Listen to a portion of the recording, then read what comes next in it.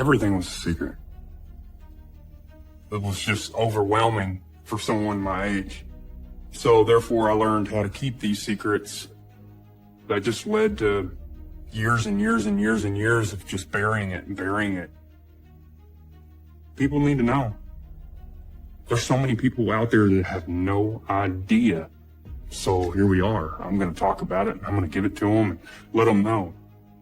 July 30th, 1983. That's the date a monster was born. This monster was my brother. His name was Kevin Duck. He didn't evolve into this. He was born this way. And he'll die this way. We were living on 40 acres in Floresville, Louisiana. We grew our own food. We hunted for our own food. We didn't have access to TV.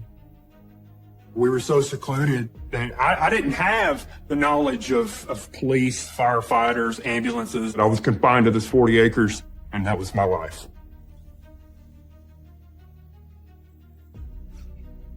You have all been brought here today because God sees something in you. My father was a preacher. My mom, she was a big part of it. We're recruiting people to come in and live on our property. Know that the Lord is our refuge and our strength, our ever-present help in times of trouble. And there's my sister. She's a year and 5 days older than I am. And my brother Kevin, he's 3 years older than I am. Me and Kevin were really close. He gave off the impression to me growing up that he was my protector, and his influence was powerful. He was good at manipulating you to his advantage. He was almost always up to something bad. There wasn't any good in him. I can't recall any good that he has ever done in his life. Not one thing. Let us pray. But anything that had happened on that property stayed on that property. I didn't know I was a part of something wrong because that was my world. And then that's where it all began.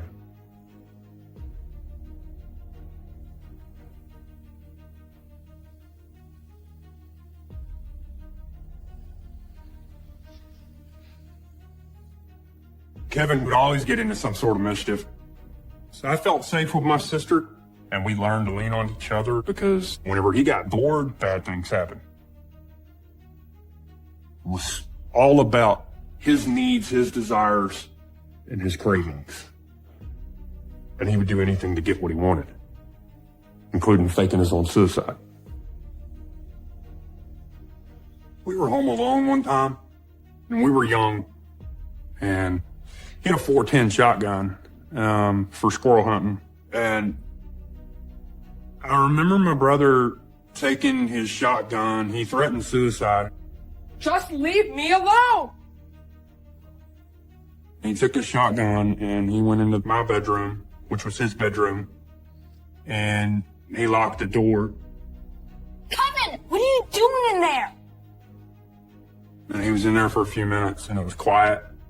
And we were in the hallway, didn't know what to do. And then the shotgun fired.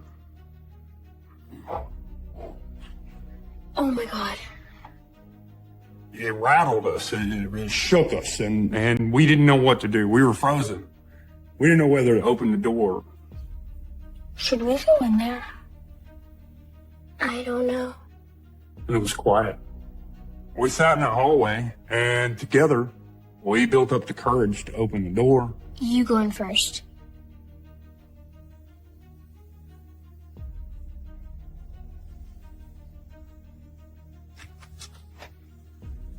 I didn't know what I was going to see on the other side. He was standing there, shotgun in his hand and the window open. He fired the shotgun out the window. And he had a grin on his face. And then this grin that he had on his face as a kid is very similar to the grin that he has whenever he takes his mug shots. It was a smile of satisfaction. He got the feeling that he was after, the reaction that he wanted from us, and he felt good about it. He felt good about how bad he had just traumatized us. it was so fun to him that over the years, he continued to do it in other ways, hoping for the same result. And it became one of his activities, faking suicides. And I used this incident in court against him because it was the most singular way of showing what he is capable of, even at the age of 10.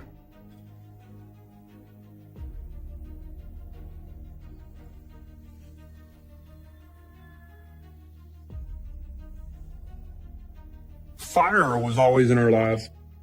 I used fire as a tool for warmth and different things. That was build a campfire because it's fun. Kevin was different. Kevin used fire as a weapon. I remember squirrel hunting with him.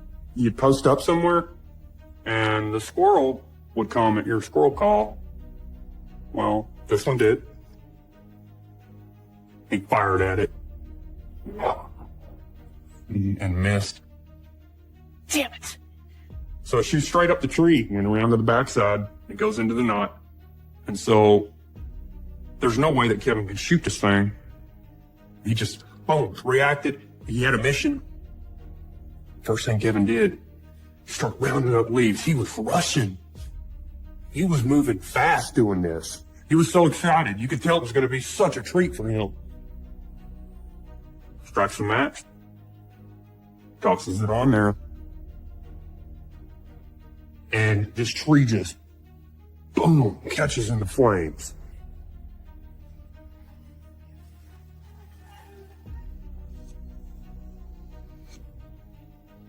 You can hear the squirrel. It's like a rabbit has a unique, it screams like a child. And at that age, I was hearing an animal die and suffer. And it was traumatic. It was very traumatic. And then you look over at him, and he's just still taking it in, hearing it scream, hearing the torment, hearing it suffer. And he loved it. He loved it. He didn't want the animal to die humanely. He needed something from it dying. And then after screaming stops, it's over. We pick up our guns and move on. John, are you coming or not? I don't hunt to this day because of certain things that I encountered with him, you know. He's hurt everything that has ever come across his path. Just to watch him, watch the life leave our eyes. If it was alive, he wanted to watch it die.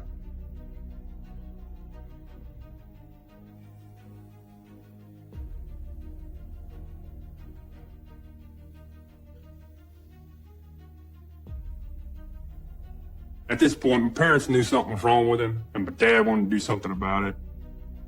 So my parents brought us to a church, and it was a smaller church that we would associate with. And the church was unusual. Modern day exorcisms were performed in this church. Let us begin. They laid hands on him. The whole church did.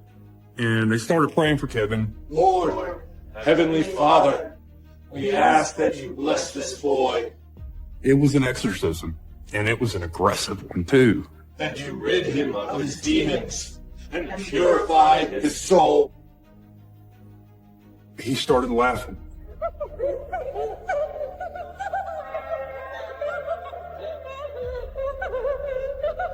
In a psychotic manner, it was just, it wasn't his laugh. That's why it was scary to me.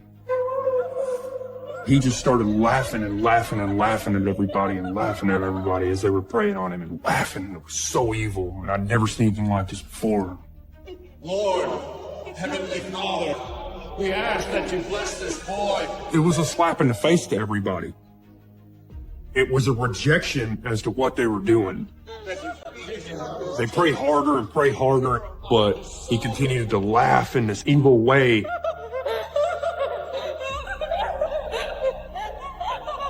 my dad had to pick him up, and he carried him to the car, and we traveled home that night, and he laughed until the next day.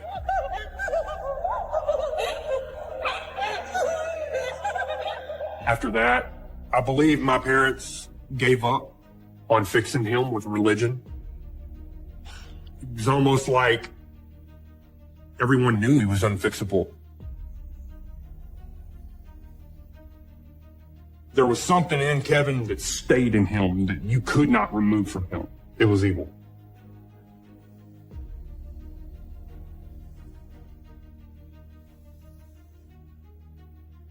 What are you gonna do? Kevin, you're gonna hurt me. That was probably the day that I realized that he needed to die. Or he needed to be locked away.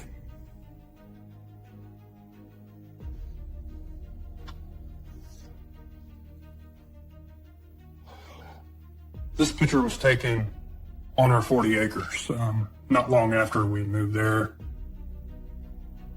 If I could talk to this little boy in this picture, I'd let him know that there's a lot of bad things in his future. I look scared, I look traumatized, and he has a smirk on his face. I remember this look. I remember the way he stood. I remember it all.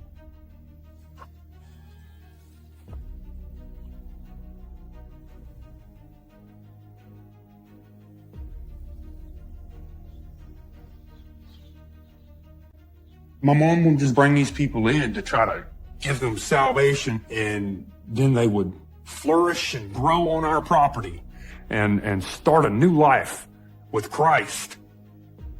This girl, she was from Louisiana, poor, no future, vulnerable, can't defend herself. And just a few months, she got pregnant by him. Sex was such a crime. It was such a crime in our family that if my parents had found out that she was pregnant, our world would come to an end. Wait here.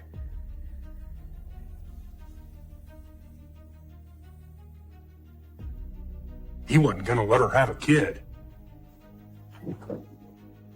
So he comes to us and says, we have to do something about this. Listen up. You're gonna help. I need your help.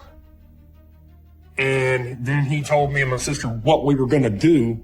We've got to get rid of the baby. He said that the only way out of this is to compromise the pregnancy by hitting her in the stomach, and that we were gonna participate. And don't stop until she loses the baby.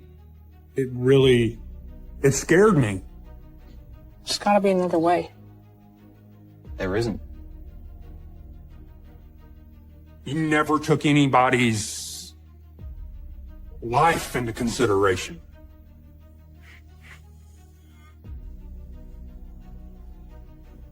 But what was I gonna do? I couldn't stop anything at this point. I was fully under his control. I was still young. My sister was still fully under his control. And so he didn't put a gun to our head, but his words were still just as powerful as gun.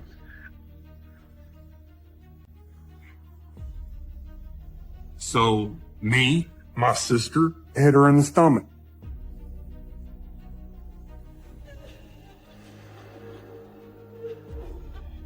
But it didn't stop the pregnancy. She ended up having the child, and he was a healthy baby, thank God. And one day, she was gone. Never seen her again. I'm glad she didn't lose the baby. I don't know how I would have handled that growing up.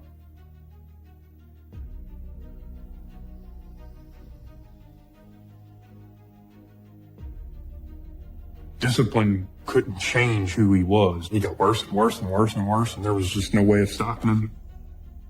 One afternoon, Kevin had pulled up on his little motorcycle. Kevin, where the hell have you been? Relax, Dad. Everything's fine. Have you been drinking? I guess he smelt alcohol on Kevin, And so my dad opened up his saddlebag and he found a big old bottle of whiskey. What are you doing with this? Don't you realize how dangerous this is? He was obviously mad, really mad. And he breaks the whiskey on the ground. And this is where it got physical. My brother had pushed my dad and they started fighting. Man, I didn't see it coming. I really didn't. They're screaming and hollering and fighting and wrapping legs around each other, and he wasn't gonna stop. But he didn't win that battle.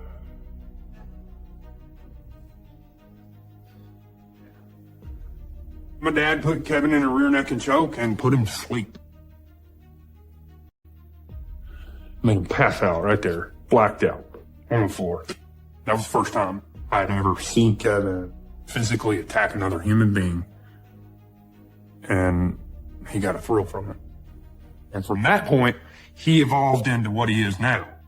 It's like the childhood part was phase one, and then he became a whole new character that we didn't know how to deal with.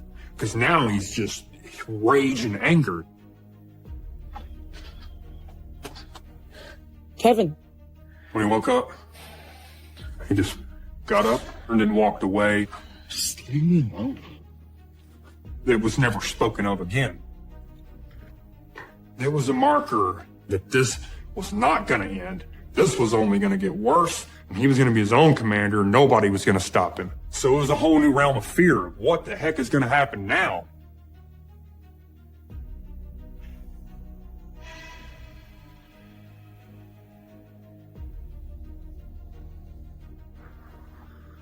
And he got into several bar fights, several very bad bar fights.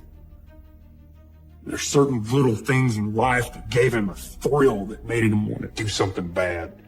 And it got worse, and it became a craving, and it became a lifestyle to hurt people. And if you do go near him, he's going to do something nasty.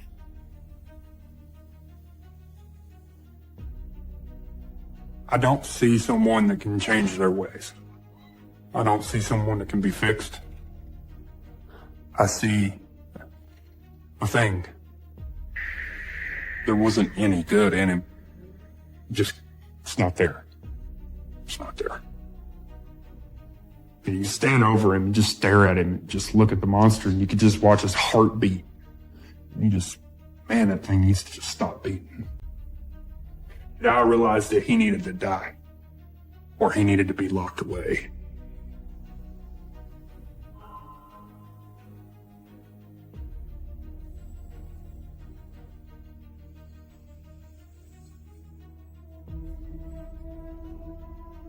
I knew that this story had to end.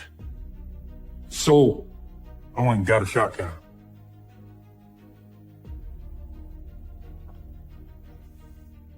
The only way I could pay for college was to join the military.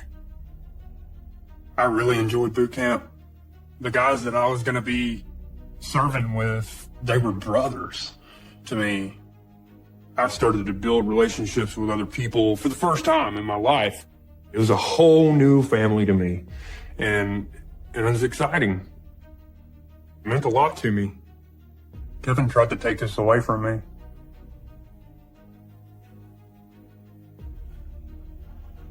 A couple of years after I joined the military, Kevin had gotten into some trouble down south in Louisiana, and he got arrested, and he impersonated me.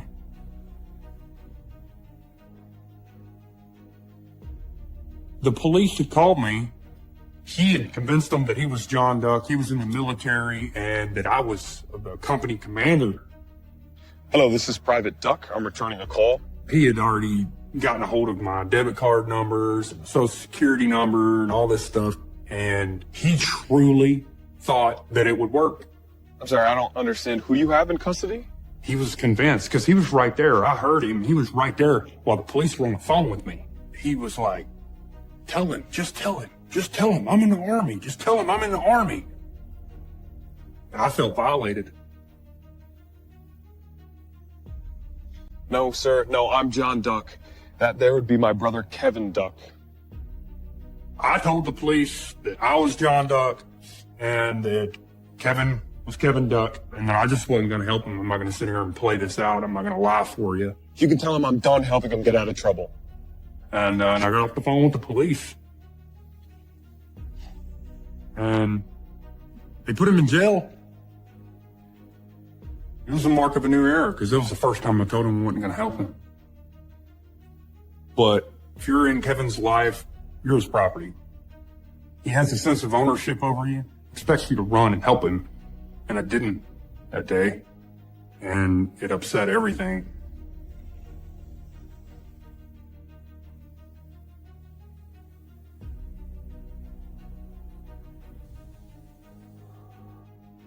The day that he beat up my sister, I'd just gotten home after a long tour in Iraq.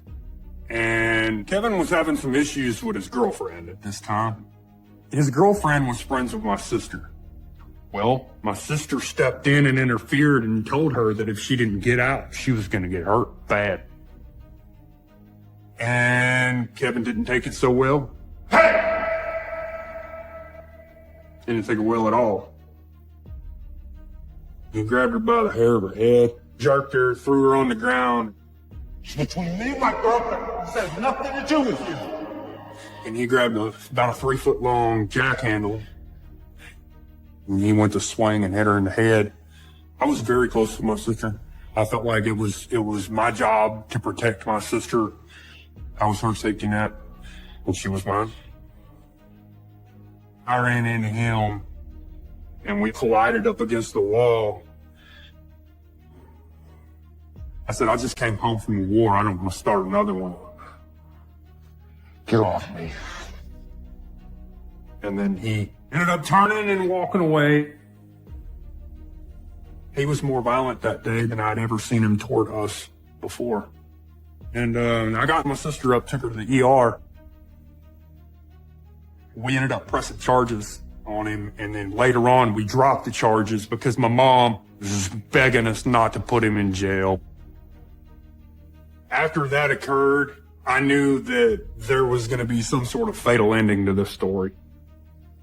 He was bloodthirsty and willing to hurt someone, and I was done with it. I was done with it. I was so done with it.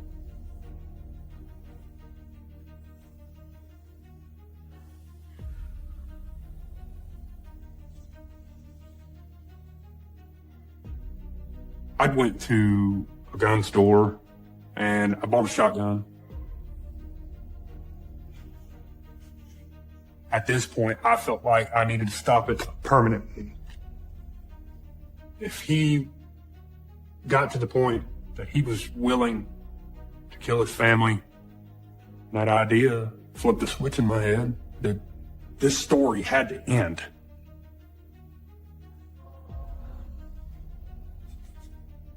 I was going to do it myself. I was going to end it for the sake of whoever else was in the future.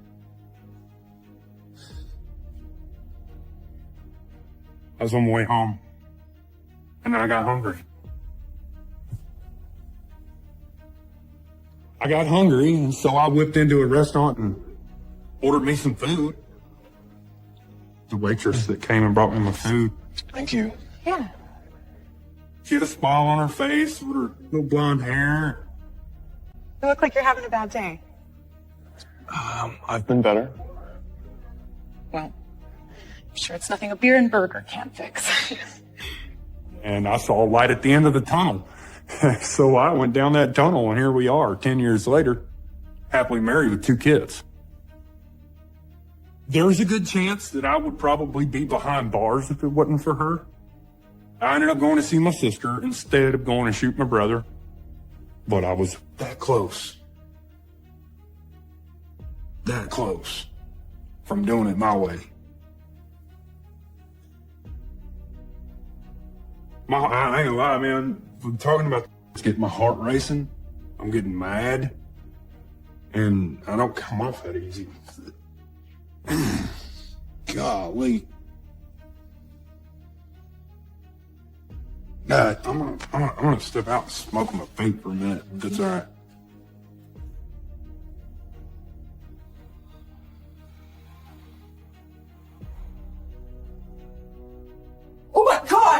I didn't really know how to react to it. This is creepy stuff. What do I do now?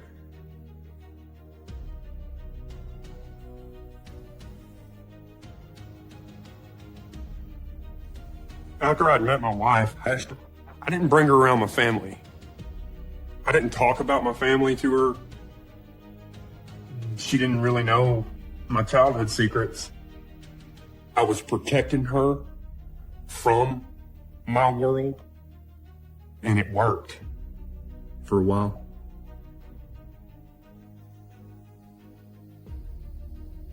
Nobody was home on this particular night, and I decided I was going to bring her to my home, and we were going to, hang out, and she could at least see my environment. So happy you came. Thanks for inviting me. We were there for a few hours. Things started to get a little hot and heavy between us. We were in the bedroom, and the door was open. I thought we were alone. Turns out we wasn't.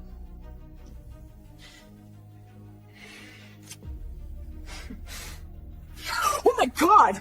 What the hell are you doing? Ashton kind of panicked. I turned around and I looked, and my brother was just leaning on the door jamb, just sitting there with his arms crossed, smiling and watching so quietly. Kevin, what are you doing here?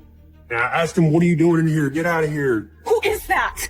That is my brother Kevin. Don't mind me. You guys are doing just fine. He continued to lean on the door jamb with that smirk on his face, with no motion, no reaction to our reaction, emotionless. He was drawing in pleasure at that moment. Why are you still here, man? Just go already. And eventually he walked away. What the hell was that all about? She was really upset about it. She wanted to know why he would do something like that. And I didn't really have an explanation for her because he was just my brother. He was just Kevin at this point. Always just been a little off. A little off? He's a total creep. We quickly got dressed and I was just, let's get out of here. Let's go. I shouldn't have brought you here. All right, come on. I didn't really know how to react to it. This is creepy stuff. He just stalked us. What do I do now? The woman that I'm falling in love with, I can't bring her around my world because it's not safe for her.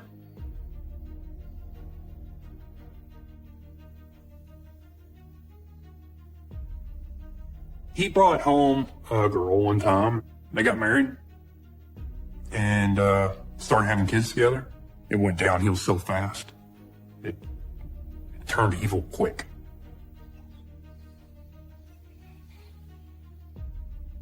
My parents moved a brand new single wide trailer up on top of the property for Kevin to live in. You'd hear her screaming. You'd hear her screaming in that trailer up on the property, man. Kevin's wife would come down from the trailer, Hey, guys. hang out for a little bit and say hi. And I was gonna head to the store. I wanted to see if you guys needed anything. we started to notice that she would have bruises on her. You could see bruises on her legs, and you can sometimes see bruises on her neck. And there wasn't nothing I could do about it. When my sister reached out and tried to help her friend get away, it backfired. It put her in the hospital. Is there anything we can do? Look, I know you guys are just trying to help, but I don't really want to talk about that. I just wanted to see if you needed anything. If I were to intervene, more people would get hurt. It was less damage not to interfere. No, I think we're good. Okay. I'll be back in a bit. She put up with it for a long time. She did. Until one day she had enough. She left, got the kids, and never came back. And I don't blame her. He was still growing into something more dangerous every day.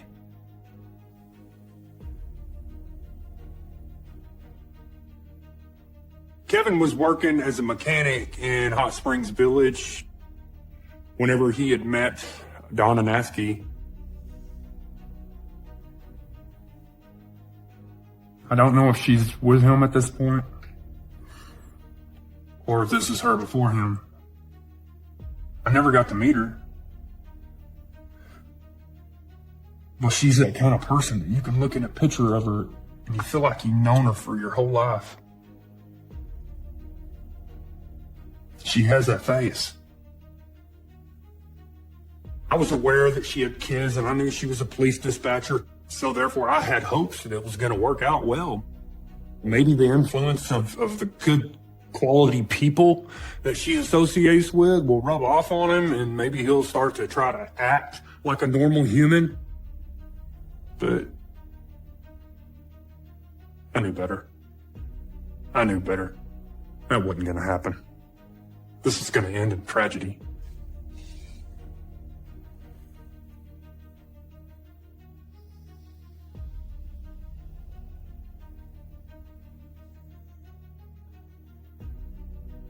My wife was pregnant with our first son, and things were going good. We were at a little Christmas get-together, family, and all having a good time, opening some presents and stuff. And Ashton got a phone call. She signaled me to come outside, and Would you excuse me for a second? Sure. Thank you. she had told me that it was Donna's family, and they were worried because she was missing, and she was last seen with Kevin. Okay. I'll let you know if I hear anything. Bye. I had that same familiar feeling that I had in several situations as a kid, to where you instantaneously get overwhelmed with adrenaline to the point to where your whole body goes numb. And then it takes a few minutes for it to come back and your adrenaline to slowly leave. They said the last time they saw her, she was with Kevin. But even through all my adrenaline and my inability to think because of the adrenaline, I knew one thing, that if she was missing, if she was with Kevin, it was at fault. I knew this day was going to happen. I felt it coming my whole life. It was a matter of time. And so there wasn't any doubt in my mind. Do you think she ran off because she was trying to get away from him? No.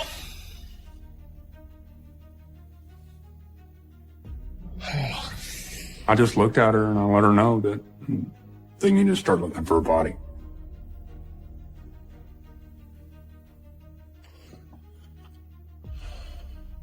Missing from Hot Springs Village, Arkansas. Donna Nasky 46 was last seen on Wednesday, December the 21st, 2011 at 10:30 to 11 p.m., leaving a Christmas party in Hot Springs Village with her boyfriend.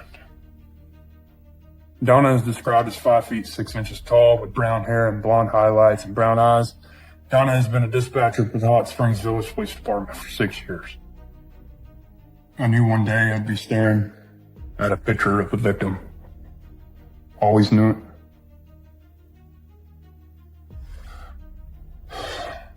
And this is her. Learning about her, I know she was a loving mother. I see joy. That's a true smile. There's nothing fake about that. That's happiness in her eyes. She was surrounded by people that tried to love her as much as she loved them. I see a person that puts everybody's needs before hers. And my brother took advantage of that and destroyed everything.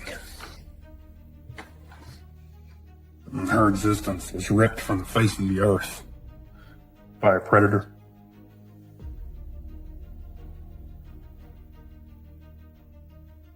Duck was late to work the day after Nasky went missing, and his employer said Duck seemed disinterested in the search effort for her. The dispatcher has been missing for more than a week. Now her niece is selling bracelets to honor, remember, and help Donna's children. Find peace for Donna and justice. I believe this bracelet resembles goodness, hope. This was an entire town coming together to resolve something. I believe there was over 300 people that had showed up at the school to participate in this search. Everybody provided every resource that they could, but Kevin was not a part of the search. When I found out he didn't show up, I took it as complete and 100% confirmation that he was guilty.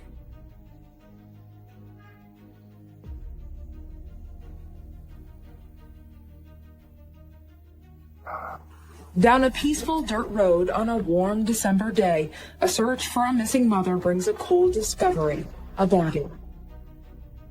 When Kevin was finally arrested, and we had gotten word about it, God, it was awful. It was so awful. Natsky's autopsy showed she died from blunt force trauma and drowning. Garland County authorities believe her boyfriend at the time, Kevin Duck, is the one who did it.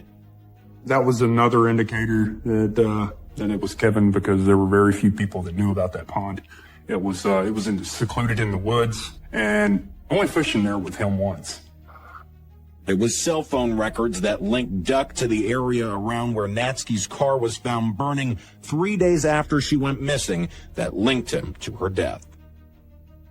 You'd think I'd have been more prepared for it, because I'd been preparing for it my whole life, but I didn't know what to do. We needed to come to justice on this. We needed to put him away in a pen. And it was like everything that he had ever done and ever created in that one moment in life, he was finally going to be put in a cage and locked away. And I needed that.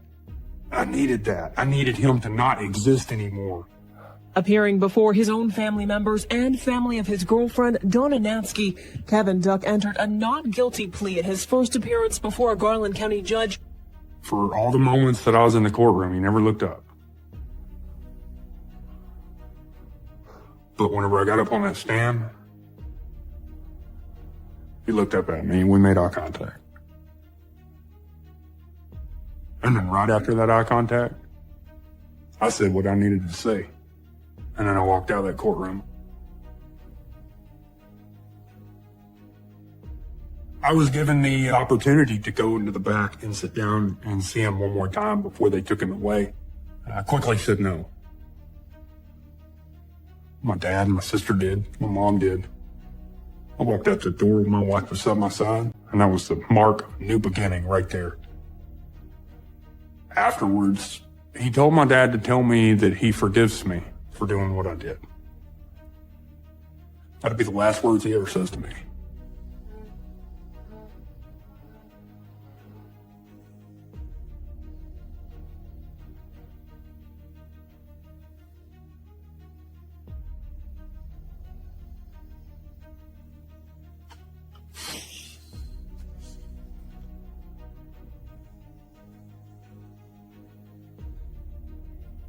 I can't do it. I can't do it. That's the smirk. That's the smirk that dates back to the beginning of his existence. Every time he got satisfaction, that smile haunts me. Because that smile is only really related to sadness, not happiness. It's disgusting. That's a monster in the form of a human. I wonder what the world would have been like without his existence. Knowing now what I do know, if I were able to go back in time the day I bought that shotgun,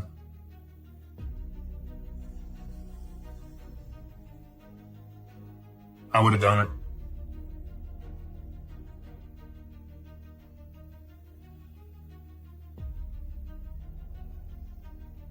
To this day, I think about him every day. I still love him. There's still a sense of brotherhood. That's why I refer to him as my brother. I know what he is, and I love him as he is, but he can't exist in my world.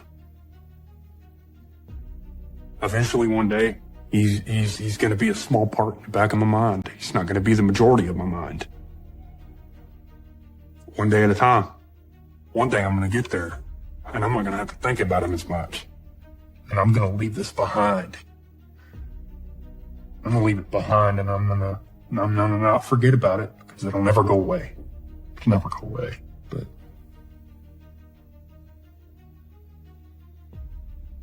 this is no longer a part of me.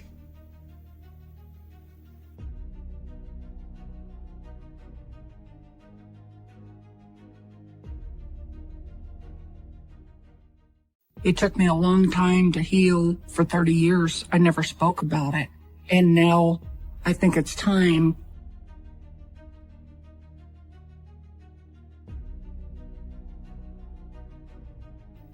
There was a lot of people that didn't even know that. I had a brother, and they didn't even know that he was John Wayne Gacy.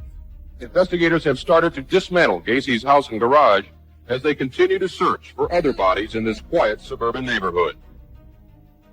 How can you do that? How can any human being do that?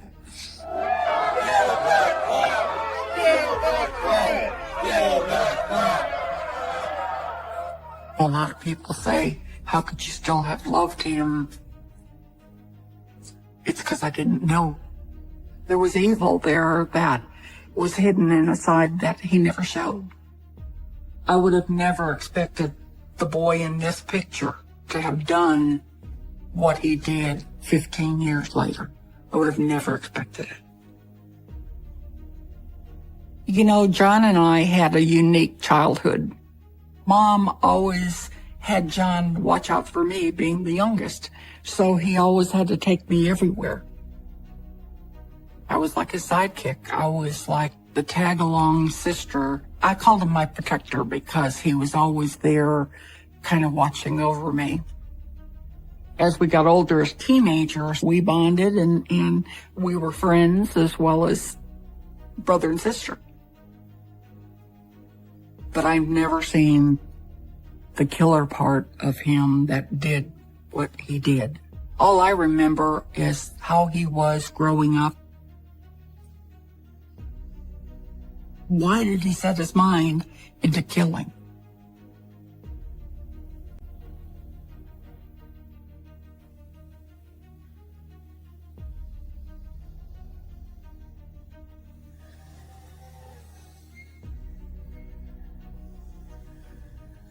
John wasn't like the other boys in the neighborhood.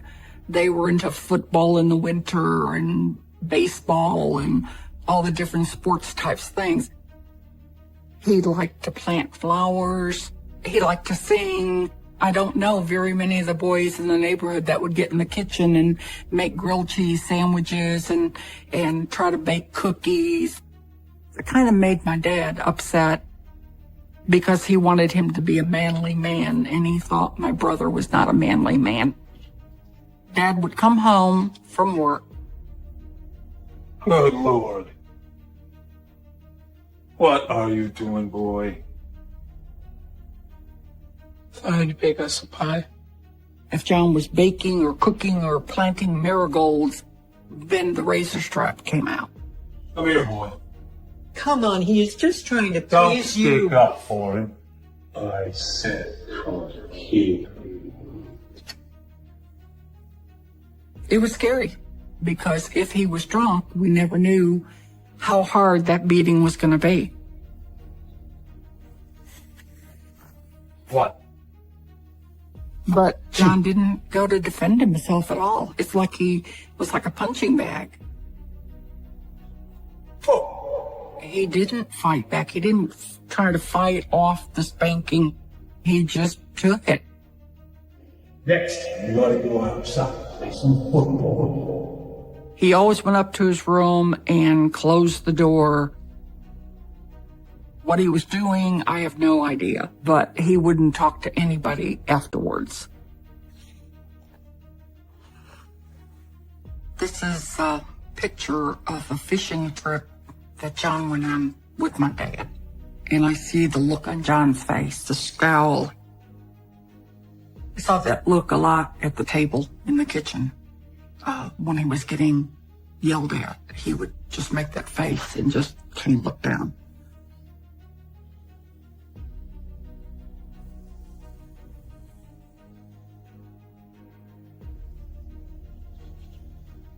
John would pay me to clean his room because he didn't like changing sheets and stuff.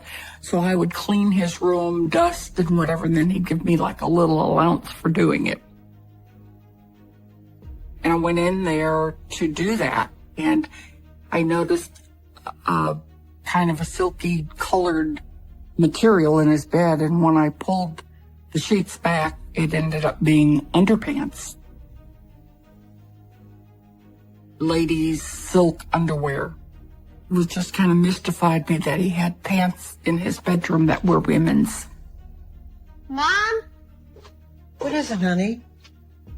I found these. When your brother was young, she said he used to like silk panties. And he used to take the silk panties and rub them with his fingers. He just liked the feel of the silk. And I said, that's just a strange thing. Why would he take them and hide underwear? You've got to promise me, really promise me, okay, that you're not going to talk to your father about this. I promise. She said, keep it to yourself. She said, I'll handle it. I will get rid of these.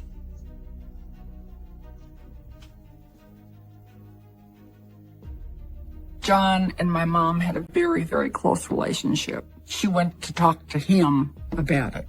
I did not know what she said to him, but John wasn't real happy with me that I went to mom with it. He said I should have come to him with it. He was very upset with me. In the weeks to follow, when I changed bedding, there was no more pants to be found. So whatever it was ended.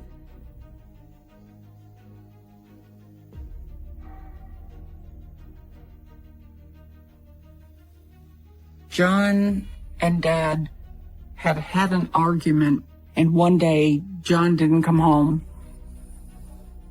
He'd gone off to work, and he never showed back. And it was real shocking that after 3 days, they couldn't find him. What are you so worked up about, Marion? You could have a little empathy here. You know, he's your son, too. I was scared, because that's not like John. John was usually pretty much like clockwork. As days went on, I became more concerned because I wondered if he was dead.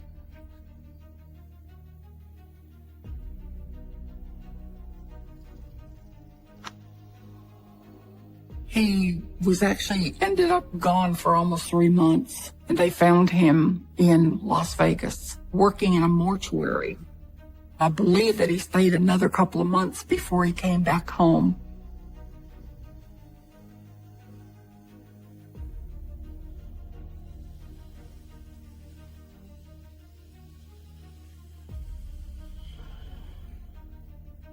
It was a different John. It was totally a different John. He wasn't the brother I grew up with. Well, I couldn't stomach that myself. You didn't have a hard time with it at all? No, it was just a job. We asked him about the mortuary work, and he started telling Mom and I what he did, and it just kind of creeped me out. He was telling us stories about, the dead bodies and whatever, and it was like, whoa. But surely you didn't have to touch the bodies and all, did you? We're all gonna die someday. He did the cleanup of the room that they worked in. To think of John out there in Vegas cleaning up and seeing all these dead people and it not fazing him at all. It was really a bizarre thing, but he said it never bothered him at all. Anyway, we're really happy you're home, John. When he came back from Vegas, it's like he wanted a different life, and he didn't share as many things with me as he had before. Before, we went a lot of places together. He no longer invited me to go eat, have a pizza. We just kind of parted until we both got married. We were friends, but it was different. It was just totally different. It wasn't the same relationship.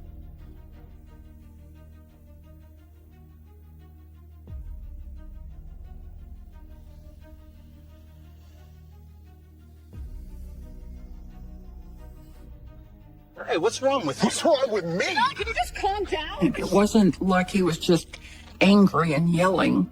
He was trying to hit him. He was acting like a crazy man.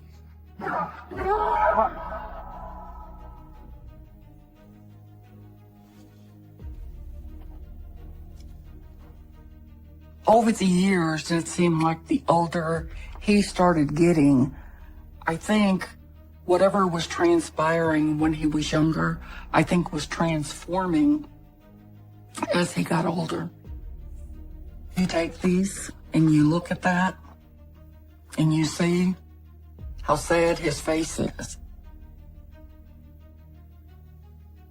The face told it all the time with him.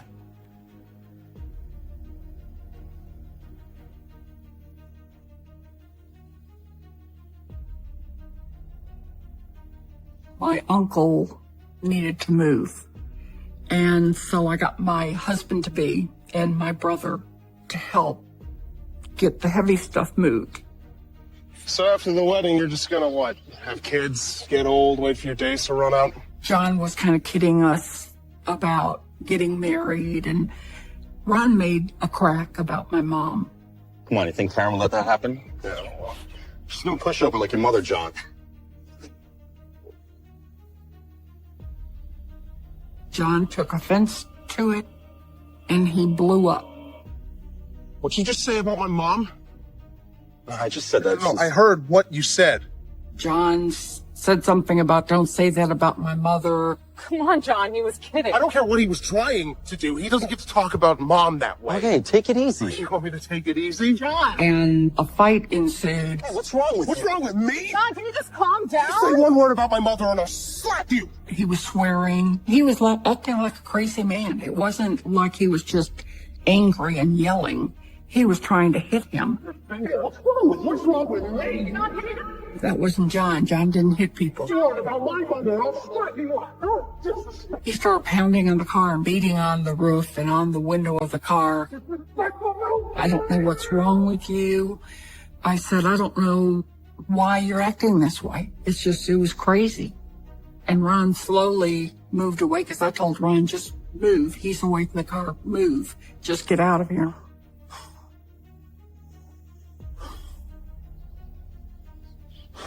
For a couple of days, we didn't even speak.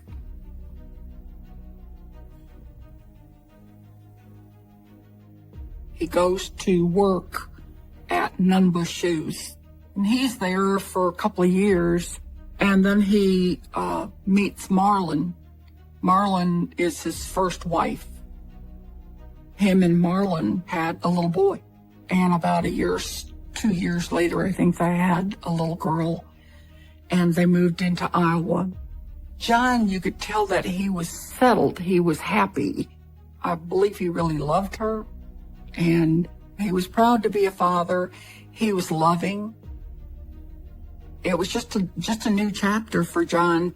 He was just a different person.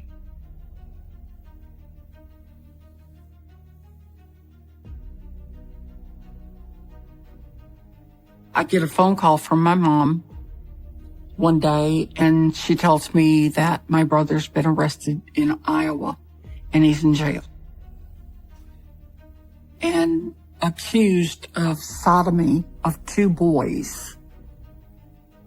The judge said because of the age of the victims, he was going to send out a message that that wasn't going to be tolerated. And he sentenced him, I believe, to 10 years in prison. We didn't get to talk to him until after the trial was over. Look, I know this looks bad. Okay, I was only doing my duties as a member. What do you mean, duties? Well, I mean, He told the whole family it was a political thing. John joined the JC chapter. I believe it's the Junior Chamber of Commerce. And he was explaining to us that the job was to bring men into the JCs. He was the recruitment person. And one of the things they did was they'd have these parties with booze and pornographic movies. So what about the other members? Why won't they speak up? It's politics. And these guys just don't want to go down with me. He never admitted and owned up to the sodomy. But what about these charges, John? He had showed the boys the movie, but all the other stuff didn't happen. Mom, I can't believe you're buying any of this garbage. He said, I'm not a homosexual.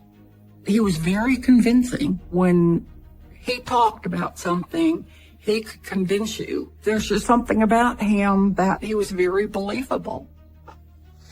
Don't worry, John. We're going to do everything in our power to get you out. Okay, son?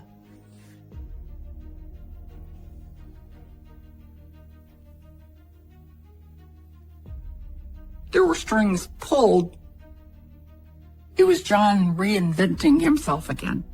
He was a leader, and I'm really believing that that's why they paroled him so early.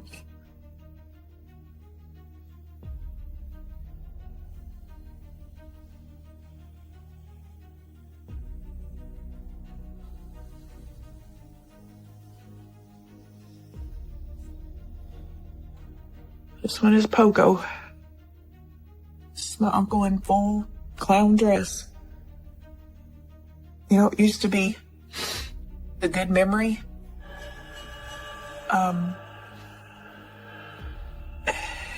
Now it makes me wonder, what's he hiding behind the makeup?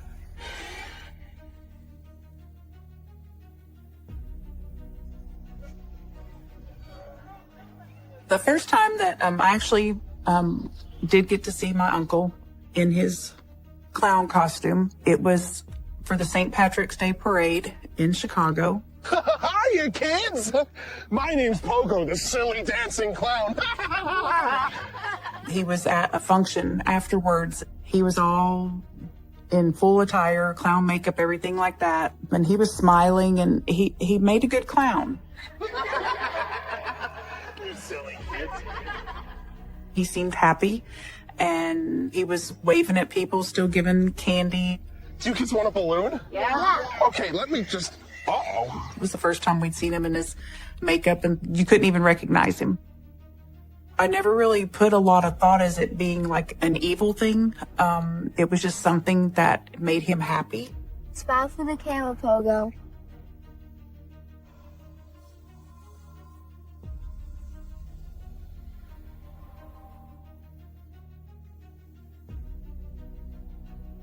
Now it's like, what were you trying to hide? He was like trying to be a normal part of society, but really had another life going on. I will never understand why people focus on a clown as being a bad thing. I do know there's people that are afraid of clowns for some reason. And I guess knowing that he had been convicted of sodomy, they tried to look at him as dressing up maybe to fool children. I saw him with my own children, with his children, my sister's children. I never saw him do anything sinister. Everybody wants to put something cynical about it. And I thought nothing cynical. John really did love kids.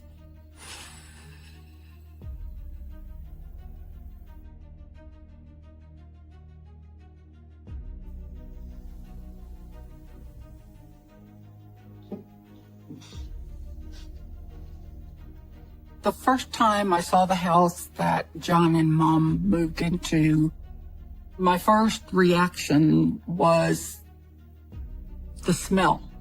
There was a smell as you walked in the house and through the house. Just had this old, musty smell. What is that awful smell? I'm not sure. I don't even know what you're talking about. It's making me nauseous. How can you stand it? The house wasn't built on a slab. It was dirt underneath it. And if you don't cover that, it smells. My mom didn't have any clue that it had a smell. John, have you tried to figure out where the stench is coming from? Oh, that. Yeah, I looked into that. When I asked him about the smell, he said it was coming from the earth underneath There was a crawl space under the house. Very small opening to get down. And there was a ladder that went down. Wasn't very deep. That was just where the odor was coming from. I learned the first time it rained that this ground gets wet under there, and then the crawl space it puts out a musty odor. There was always a musty odor in that house. And this just clicked when I heard his statement. I remember him saying in Cook County Jail, I should have cemented the crawl space. I don't know why I didn't cement the crawl space. And I looked at him and I said, what would that have solved? And he didn't answer me.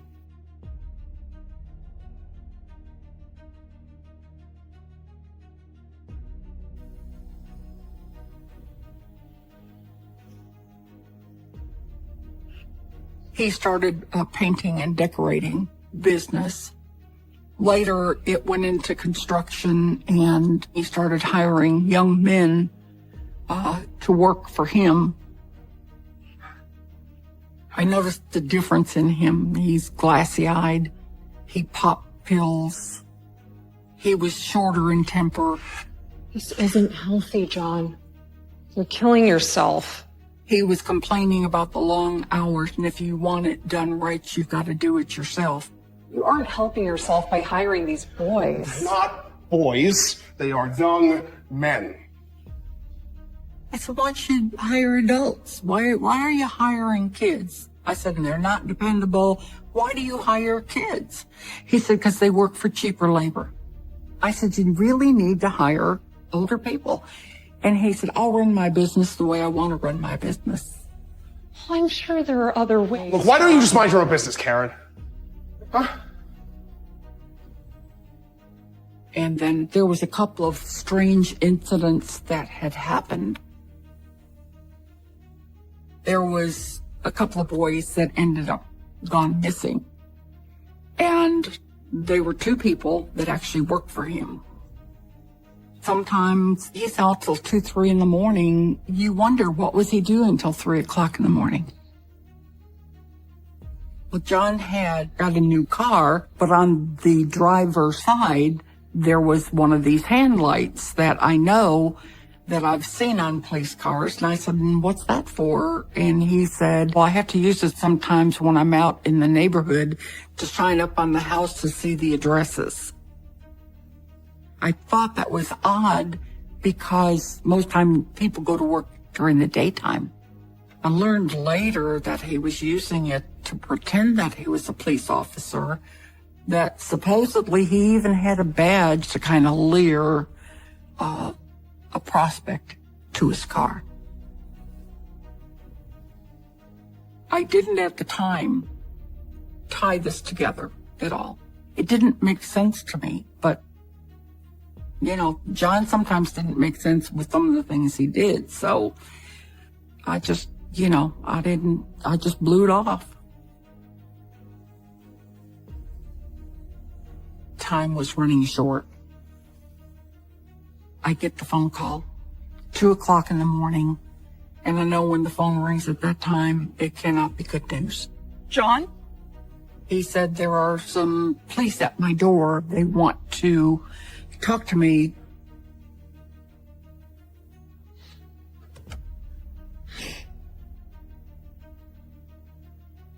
That was Christmas, and I want to say that was at my Uncle John's house, and that was definitely a happy memory.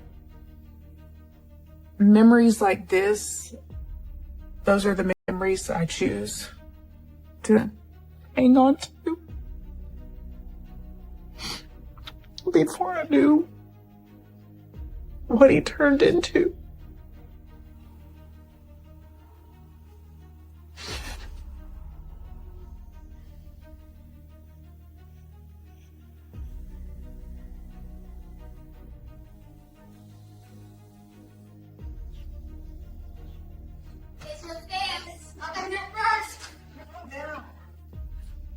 The The weekend of Thanksgiving when John was there was a sense of urgency in everything he was doing. He wasn't agitated, but it was like he had a sense of time was running short. John, you really didn't have to do this. You know? I know. I really wanted to.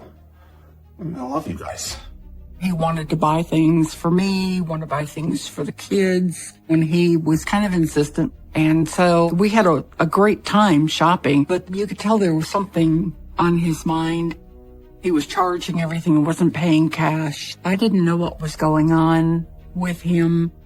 You sure everything's okay? Karen, everything is fine. You sure? And I tried to get him to, how's things going, the business going well, stuff like that. But he didn't open up to anything at all. Here. I gotta take off anyway. We'll talk soon, yeah? And when he got ready to leave, he really squeezed and hugged me. I love you guys. Don't you ever forget that, okay? Usually John would just give me a kiss and leave, but this time he gave me a hug and he kind of held on a little bit longer, not just a peck and out the door, I didn't understand where this was coming from. I was just concerned that something wasn't right. Now I know why he did it. I think that he knew that someone was catching on.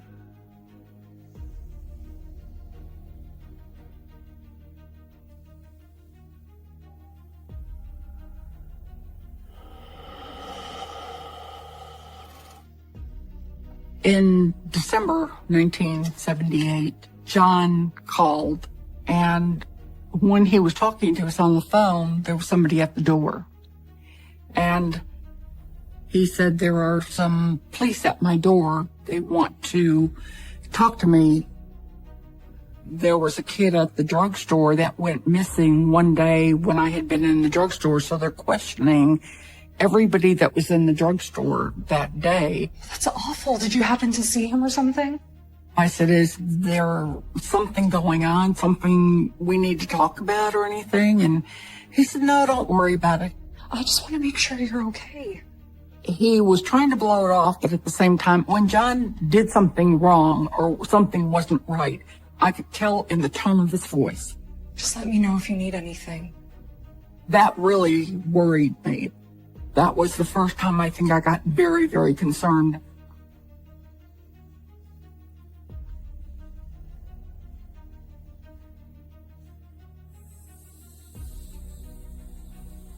A couple of days later, I get the phone call, 2:00 in the morning, and I know when the phone rings at that time, it cannot be good news.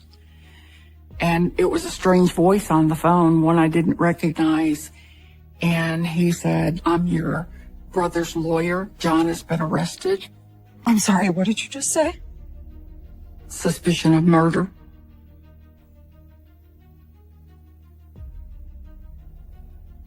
I was silent at first. I said, can I talk with John? And he said, let me see if they'll let you talk to him. So he did get the phone. John, what are they talking about? I said, did you kill somebody? And he said, yes.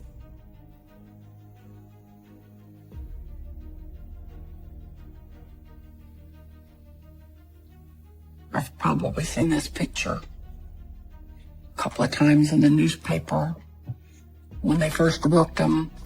And I can tell you that I hated this picture. And do you know why? Not because he's arrested on here and he's being booked in, because he's smiling. How can somebody have just been arrested for the murder of some missing boy? You can see he's laughing. How could you, as a human being, look at that and not hate him?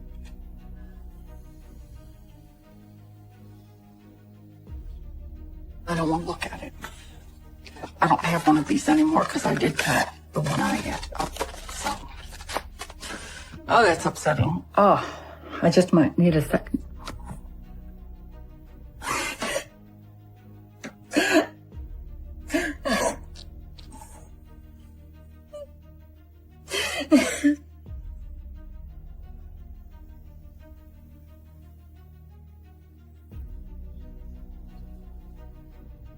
Each day it got worse and worse and worse. And we started dreading even turning on the news. And then they're talking about there could be more.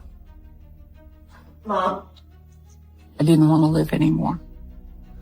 So I took a bottle of pills and took them all.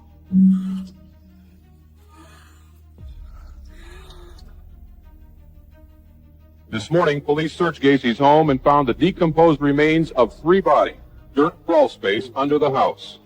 They suspect there are several more bodies buried here. It's creepy that we might have been in that house and there had been bodies buried under it. My first reaction was, did Mom and him buy a house that somebody buried bodies under? That was my very first reaction. Each day it got worse and worse and worse because they weren't finished with their investigation. Police today found 6 more bodies under the John Gacy house. The 6 bodies bring the total found under this house and garage to 15, all appearing to have been teenaged boys and young men. That's when our life changed.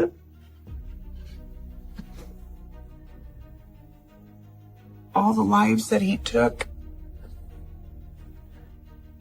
all the families he took their siblings or their sons away. We saw one side of him, and it wasn't that side of him.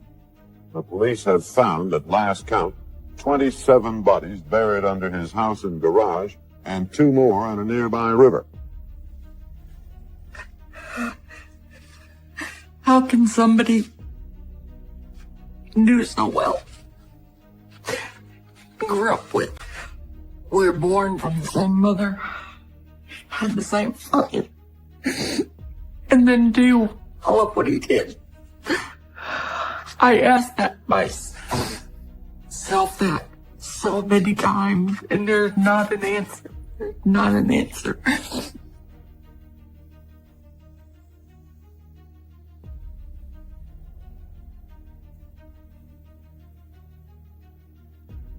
When they paint the image that I was this monster who picked up like these altar boys along the street and swatted them like flies, I said, this is ludicrous. I said, what do you mean you didn't do all this? How did all those bodies get under the house if you didn't do it? He said, I can show you who I knew. And he started pointing with his finger. These are the pictures that he was pointing to, and he literally pointed to faces in the newspaper saying, I didn't know this person, I didn't know that person, so how could I have killed them? I have no knowledge of the crime whatsoever. Never have had. Go ahead and kill me, but you will have executed somebody that didn't commit the crime. How could he act so innocent, like he didn't do anything? Is that a mental problem? He's too sane for it to be a mental problem. How can you be insane 33 times? There was nothing insane about him.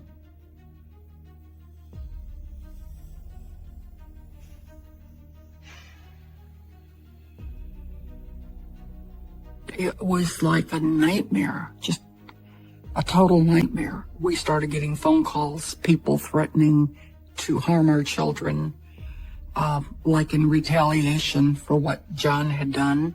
We couldn't let our kids go to school. We couldn't even go to work. We just couldn't face people day after day.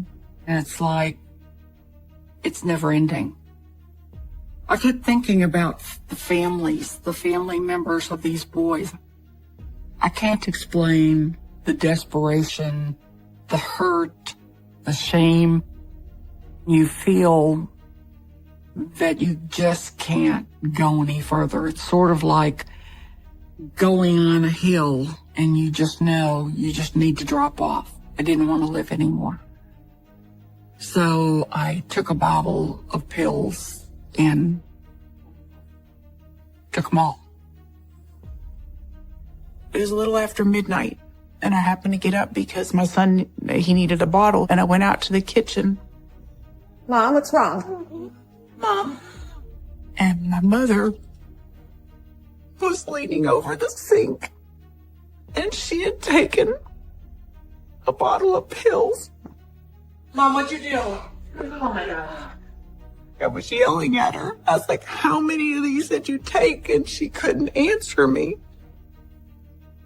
And she just kept saying, I just want to die. Just let me die. The only thing I knew to do was to call my dad. He took her to the emergency room. And they pumped her stomach. It's not a time in my life that I am very proud of because I feel like I failed my children. If I had ended my life, what would have happened to them? I just couldn't take anymore.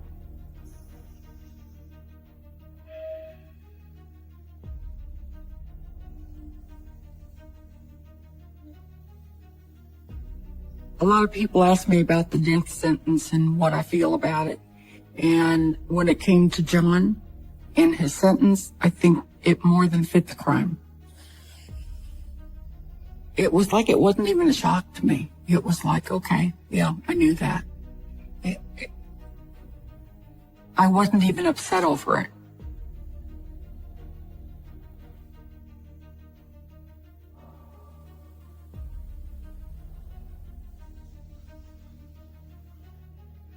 We spent about an hour or so visiting John. He really didn't talk too much about the execution. He talked about it, what his last meal was going to be, what he was going to eat.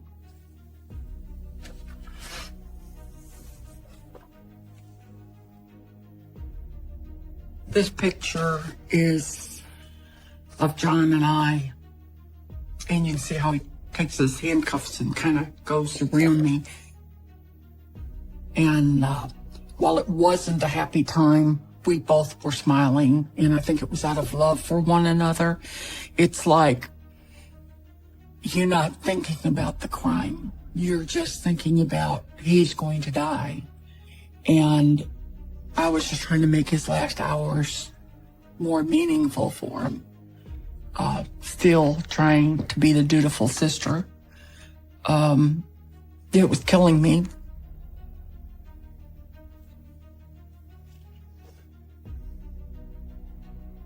I just said, I love you. Know that. And I did love him. I hated what he did.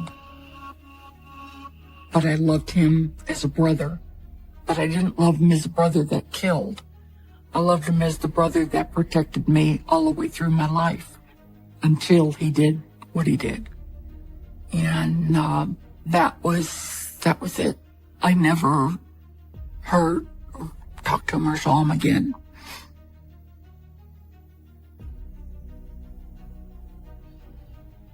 John Wayne Gacy, it's time for you to die! When we walked from the death house, they were setting up some tents and stuff in almost the front yard of the prison.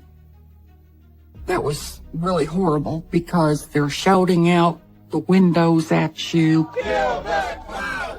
Kill that clown! Kill that clown! I think that was probably worse than being there with John saying goodbye. Good morning. John Wayne Gacy was pronounced dead at 12:58 a.m. His last words were, in essence, that taking his life would not compensate for the loss of the others. And he basically said that he saw this as the state murdering him, and he didn't think that would serve justice. I'd never heard that. I don't remember hearing that at all. It makes me feel angry that he made that kind of statement.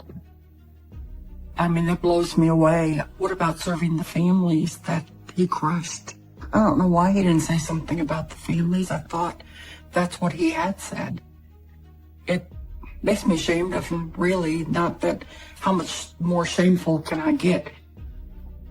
I thought he made his peace with God, and it makes me know that he didn't make his peace with God, because he wouldn't have said something like that.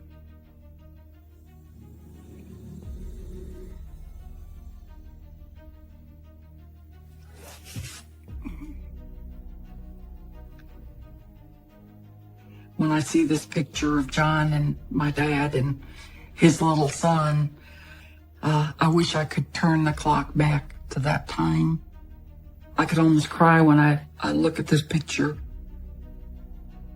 John looked content. He looked like a family man, but John was a master manipulator. There's no doubt in my mind about that. He acted just as normal as anyone sitting in this room, which is scary because it shows you never know anybody. You think you do, but you really don't.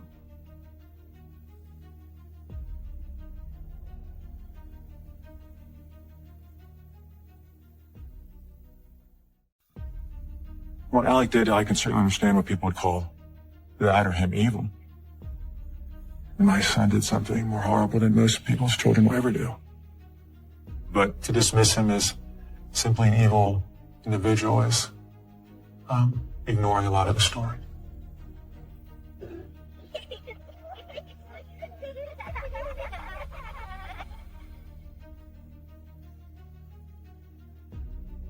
Turn my son in, go to the police, or betray everything I said my life is about, and lie or not come forward. He was my son. How can I turn my son in for this crime? How can it be the right thing? When you're in that mode of desperation, it's amazing where your mind will go. I was trying to imagine scenarios where I could help Alec get away with it, and perhaps, they would never find out. We could just run away from this. But it wasn't the right thing to do. The right thing to do is come forward. How can I not do the right thing? This is a picture of me with my boys. Alec was maybe 7 or 8. Alec was a typical child a lot of times. His photo just shows a happy young boy who's hanging out with his little brother and his dad. A happy little boy that I often remember before things kind of turn darker.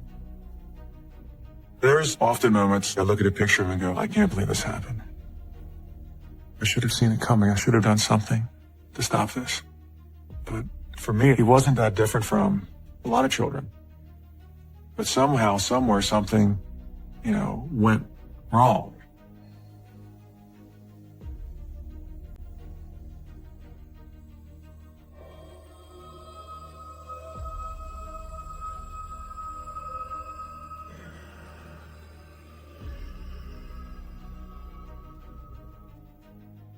Alec's mother and I had 3 children. My oldest is a daughter, and then Alec was my oldest son, and I have a younger son. Even from the day he was born, he had an edge of anger to him that my other 2 children didn't. It was more intense. And disciplining Alec was really challenging because he didn't care about it. Hey, Alec, it's time to go to bed. One time, it was time to stop playing a game, and he decided he didn't want to stop playing a game, and he got defiant and just wouldn't listen. You need to stop playing and get into your pajamas. I'm going to count to 3. We used 1, 2, 3 magic discipline. You count to 1, you count to 2. When you get to 3, that means you're going to have to go in a timeout. I started counting 1, and he threw his arms back by his side, just stared at me straight in the face, said 2, 3, and just stood there and stared at me. Like, what are you going to do now? He didn't care that I was his dad. I'm not going to bed. I want to keep playing. Don't take that tone with me. He was just being really belligerent and talking back and yelling at me. And I said, if you speak to me that way again, I'm going to take one of your favorite toys. I don't care. Take them. Take all of them. Then he refused to calm down, continued to behaving that way, and each time he said, I'm going to take another one of the toys you play with. I'm not going to bed and you can't make me. I don't care about that stuff. Take all of it. And eventually I had basically every toy that he played with that he kept in his room in a garbage bag. I said, you'll get them back when you apologize. And he never did, never asked for a single thing back. And it got to the point where I figured, well, this was kind of pointless because he doesn't care. Literally, it's probably a month later, I just finally put it back in his room because it had no impact. Felt kind of helpless, frankly, as a parent, because I had no idea what to do to try and deal with him when he was in one of those moods. On the other side of that coin, I thought that the strong will that he had would serve him really well if we could channel that into a constructive way.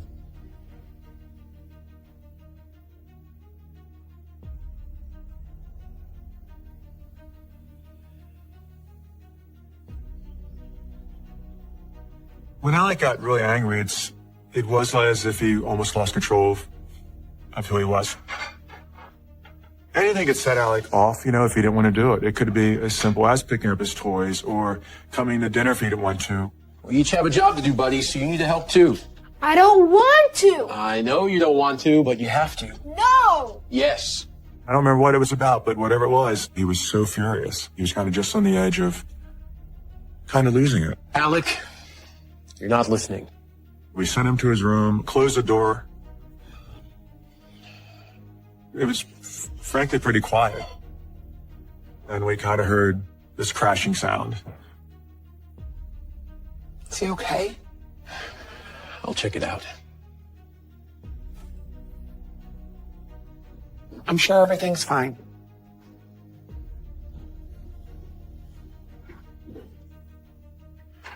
He had punched out the window in his bedroom. First response was, "Are you okay?" He was fortunate enough he didn't cut himself and hurt himself. What were you thinking? I just got angry. And I thought, well, I need to teach him a lesson. He had been saving his birthday money, his allowance money, Christmas money to buy a guitar. You can't, that's my money. I know, but you need to learn that your actions have consequences. We sat him down, told him that you broke this window, you're going to have to pay for it. He was really kind of upset and devastated about having to pay for that window. That's no fair. And I felt like the worst parent in the world. Sorry. I just didn't know what to do with him. But then there'd be all this good behavior. So you think, okay, that good's going to eventually outweigh this darkness.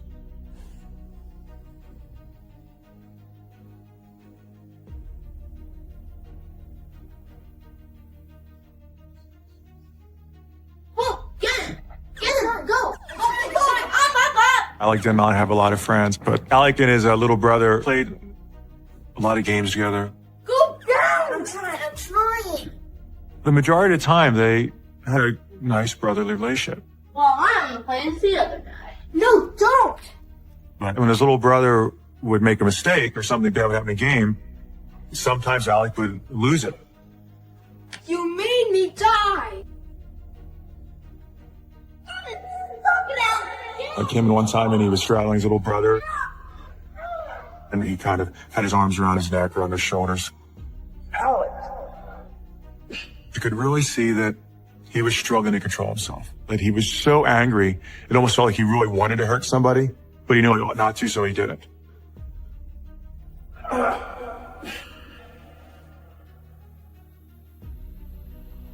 I think that's the part that alarmed me the most, that it felt like he was close to losing that last little bit of control he maintained when he got really angry. We don't hurt people. You have to find a way to cool down in those moments. I was trying to talk to him. Nobody can make you angry. You get angry on your own. I said, if your little brother does something that you don't like, your anger is you make a decision to get angry over that. Tell your brother you're sorry. Sorry. I didn't have any siblings, and I talked to people who had brothers and sisters. They say they fought like cats and dogs, so I didn't take it as an overwhelming concern at the time. Why don't you go cool down in your room for a little while?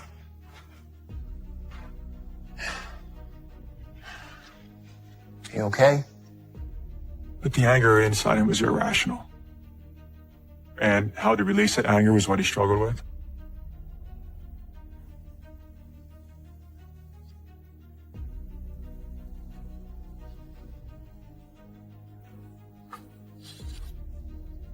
I can't believe he used this knife. I would have never imagined that what happened would have happened with that knife at the hands of my son.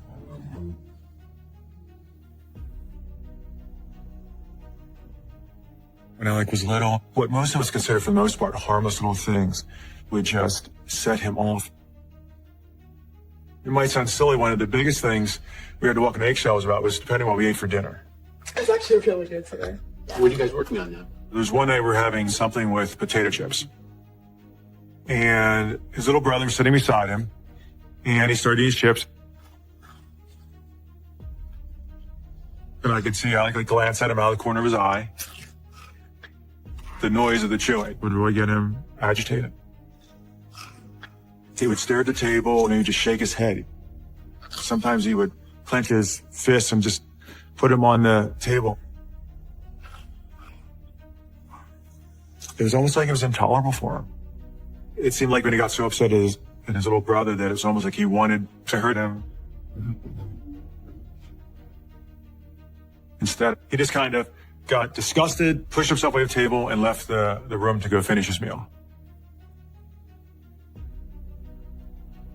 He couldn't stand being in the same room with all of us eating potato chips. I tried to talk to him numerous times about why the chewing bothered him. He didn't know why it bothered him. It just did.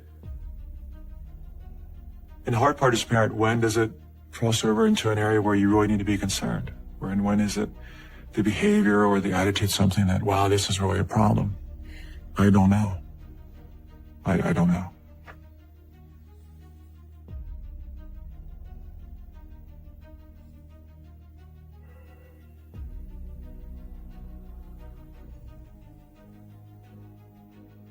When Alec's mother and I split up, you would have been right around 10 years old. We worked out a joint custody relationship, so it was 1 week at my house and then 1 week at their mother's house. Alec's reaction to divorce was kind of typical Alec. He said, well, it just makes me angry. So I thought, okay, we've had these issues with his anger. Let's see if we can get him into some kind of counseling or therapy to help him deal with that anger. And he was in counseling for quite a few months. The therapist seemed to help. He was improving. He was getting better. His outbursts were not nearly as frequent as younger.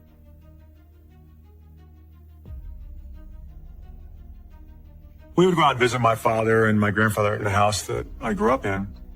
We went out to visit one time and I was going through things. Just reliving some nostalgia. Hey, Alec, take a look at all this stuff I found. And there was a small knife that I had that I used as kind of my hunting knife when I was a kid. Cool. So your grandfather gave it to me. And I thought it was really neat. He said he really liked it. That knife was given to me by my dad, so I told him, well, if you like it. Now I would like to give it to you. You may have it. Would you like that? Yeah. So it's kind of like father handing down to his oldest son, just a token of my childhood. Now remember, this is a tool. But made it pretty clear it's not a toy. It's not something you play with. You need to be responsible with it. If you ever do anything irresponsible with this, whether towards somebody or anything that you're going to lose it, I'll take it back. I won't. I promise. He said he understood. You didn't seem like a big deal at the time. Now help me with this stuff, okay?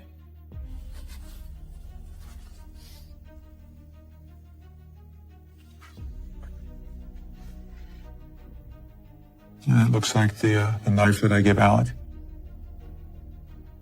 It was just part of my childhood I was trying to hand down to my son. It's like, a generational thing. I would have never imagined that what happened would have happened with that knife at the hands of my son. I can't believe he used this knife.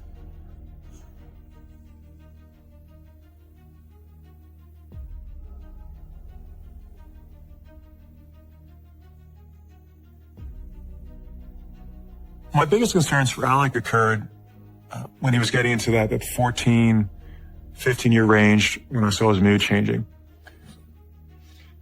These are photos of Alec in 4 consecutive years that I came across a little while after all this happened.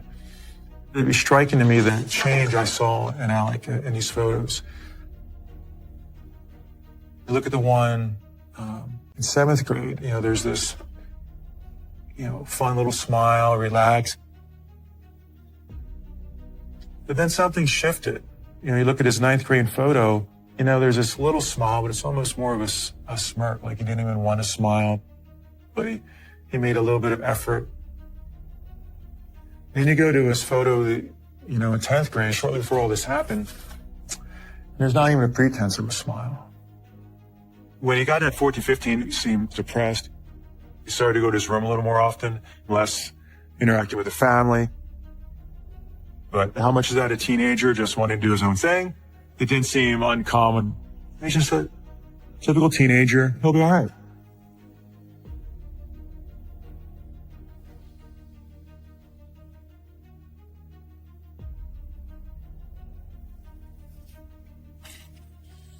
All right, these 2 photos are from Alec's 16th birthday party. There's only 2 pictures here because he was in a very unhappy mood that day. It wasn't the celebration we anticipated. Most young people, when they turn 16, it's a pretty big deal. They're pretty excited. Oh, you guys cut into the cake, huh? We had a birthday party for him, and he was just really unhappy, kind of brooding, just didn't want to celebrate. Hey, Alec, why don't you come in here and open some presents? I had to certainly encourage him to even come to the table and participate. He was just so dark. Not angry dark, just miserable. Didn't want to be there, didn't want to celebrate his birthday. Opened his gifts, didn't care what he got. Oh, that's nice. Try that. Like life was too much effort to just even be there. So we just kind of let him open his presents, had some cake, and I'll be in my room. I think he just went off to his room. If you'll excuse me, I'll be right back. So I went up to check him, knocked on the door. Hey, what's going on? Can you come down a little bit? Hey, buddy, you okay? Yeah, I'm fine. You don't seem fine. But when I try and talk to him, what are you feeling? What's going on? He's having these dark thoughts and he just doesn't want to share them, and I wouldn't understand and things like that. Is there something bothering you? You wouldn't understand. He would just speak in generalities and vagueness, but it was enough to let me know he was struggling and didn't know what to do with it. I don't really want to talk about it anymore. I wasn't sure if it was just 16-year-old boy angst or something deeper, but at the end of the day, I really had no idea how dark his feelings were and what he was really struggling with, how big the conflict really was.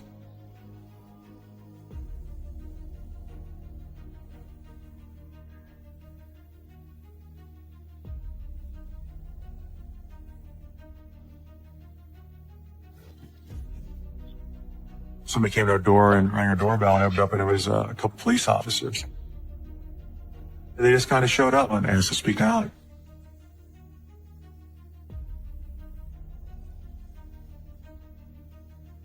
Alec didn't have a big friend base, but his one friend was Kevin. He was an extremely polite young man. Every time I was around him, he would be courteous. He was involved in the Boy Scouts, went to church. They had fun just hanging out and doing teenage boy stuff. Kevin had an older sister, and mom, she taught Sunday school. Dad was a salesman, and just this wonderful family. It was almost like Leave the Beaver. Hey, Dad. Would it be okay if I slipped over Kevin's throat? Sounds good. You guys have fun. Alex spent a fair amount of time in their home, and he would often go for sleepovers. Seemed like it was a very good friendship.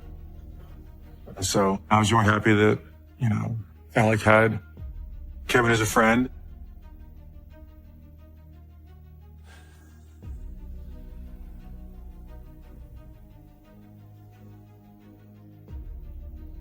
It was spring Saturday day. I was going to pick up my daughter at her mother's house for a belated birthday lunch.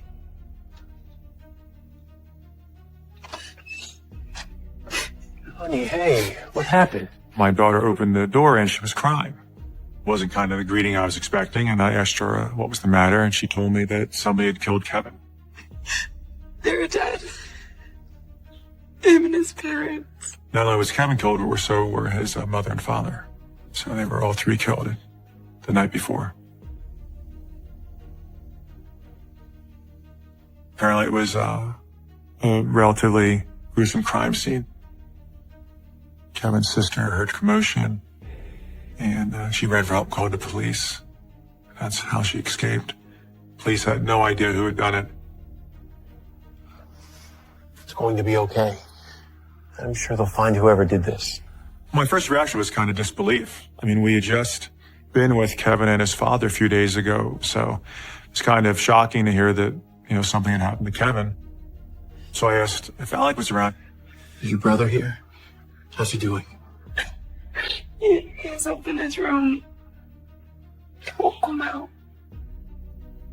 I was very worried that this would push Alec over that edge where he would just finally lose it and break down and not be able to handle it. Losing one of his best friends can be really, really difficult for him right now. Yeah. He's up in his room. So I went up to check him, knocked on the door, heard this, very audible yeah, and went in, and he's laying on his bed and he was crying and seemed really upset. Alec, I'm so sorry. I asked him how he was doing, and I just got like this very audible okay. Okay, I'm fine. I tried to talk to him. Dad, I'm okay. I'm fine. He wouldn't talk about it. And he just dozed off, just fell asleep, sitting there with me. In retrospect, I don't see anything in that behavior that would have sent me any kind of alarm or concern.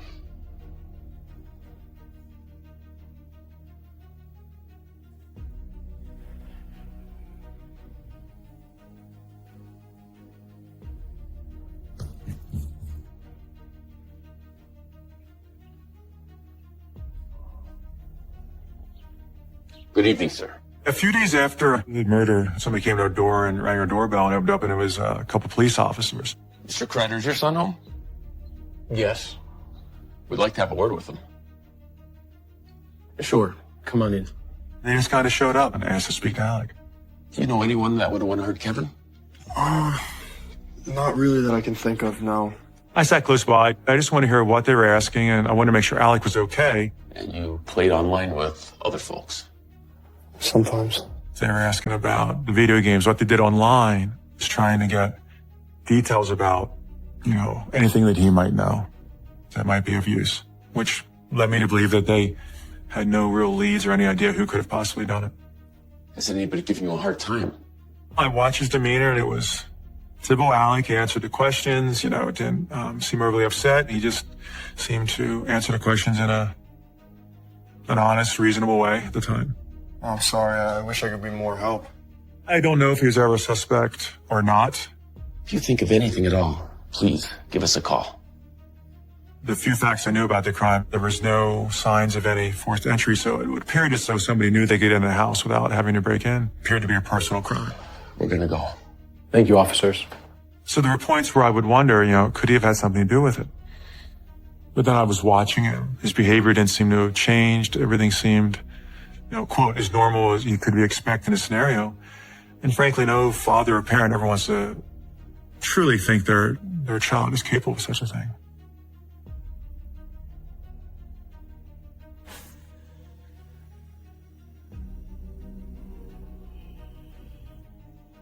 She opens the door, invites us back in. Alec, are you okay? Alec has something he'd like to tell you.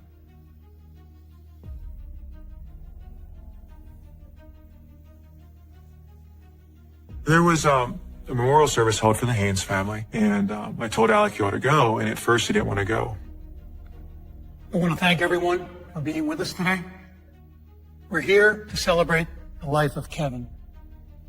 And he said there's going to be a lot of people there that didn't care about Kevin or didn't hang out with him when he was alive, and now they're going to show up at the memorial service. But I said to him, he was one of your best friends. You owe it to him to go to this. The devout are taken away, and no one understands that the righteous are taken away to be spared from evil. There was a lot of emotion at the service, but there was still definitely this uneasiness and fear.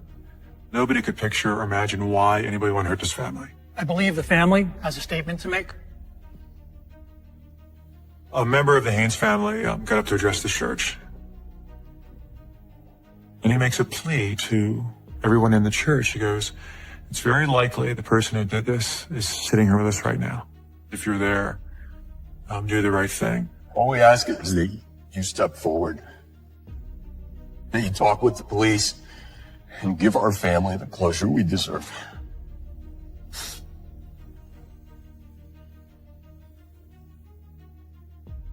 I remember sitting in the back of the church just looking over that going, I never thought of that.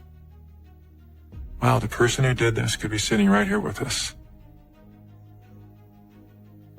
I kept an eye on Alec throughout the service. He was sitting maybe, I don't know, a few rows up in front of me, trying to see if he was doing okay. There was no reaction from him. Typical stoic Alec, just sat there quietly, listened, and no other real reaction. It didn't seem strange to me because it was how Alec always seemed to deal with stuff. He just kind of kept it in, so it didn't seem unusual. It was just typical Alec behavior.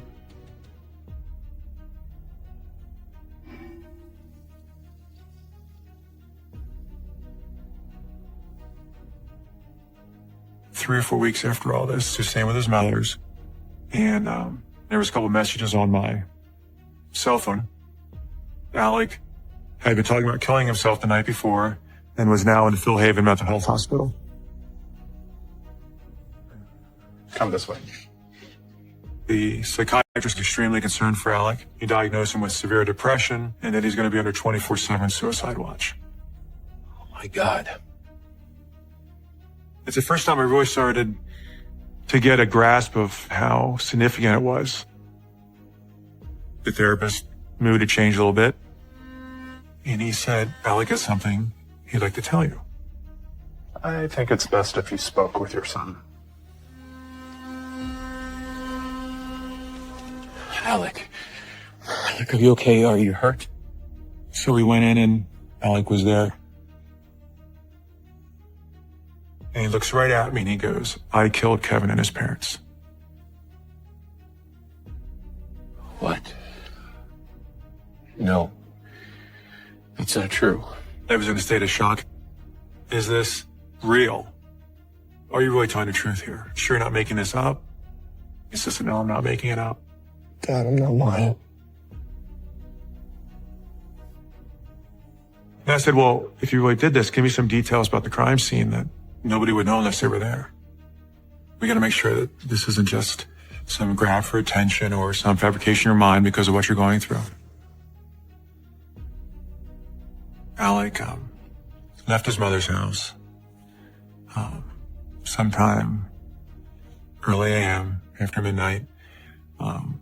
Went to the Haynes house, and from there he went up to Kevin's parents' room first. And then after he attacked Kevin's parents, he went into Kevin's room. Left the way he came in and walked through the woods behind their house and returned home. I knew for a fact it was true. I did it. Let's take Alec to his room.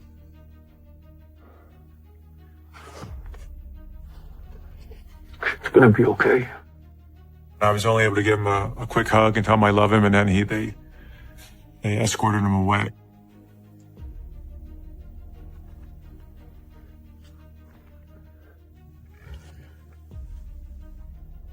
And an administrator from Phil Haven came in. And he he said to us, Phil Haven, being a mental health hospital, there's very strict laws pertaining to what they're allowed to disclose. The law pretty much states that nobody else there had the right to come forward and say anything. The only thing I really remember that this gentleman said to us was, I hope you're going to do the right thing. And it dawned on me what he meant by the right thing was. He expects us to go tell the authorities what we just found out and learned.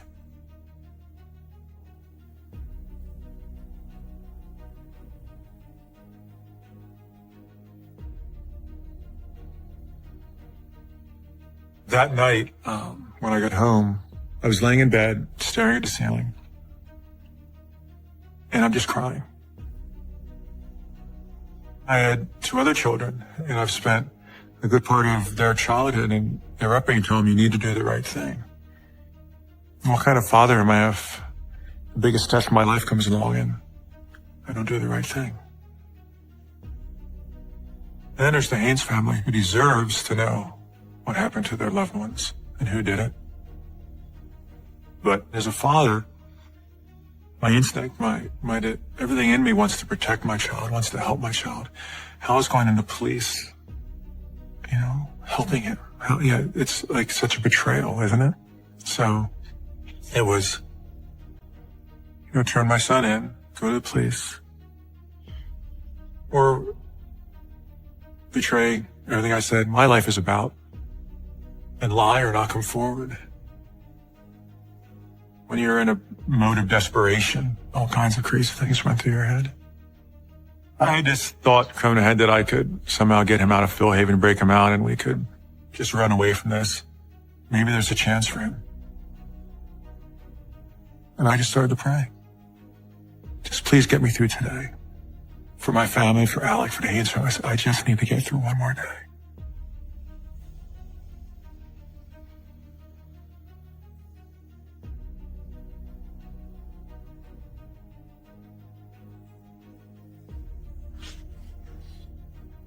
I thought I could get away with getting rid of that knife. It'll be gone forever. Nobody will ever know.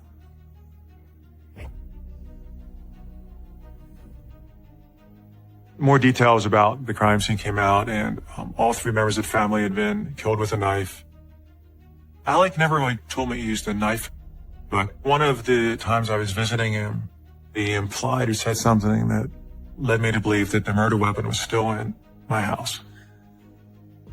Because of the laws, the therapists weren't allowed to come forward and tell anybody what Alec had said. So as a result, they expected me to come forward and tell them what we know.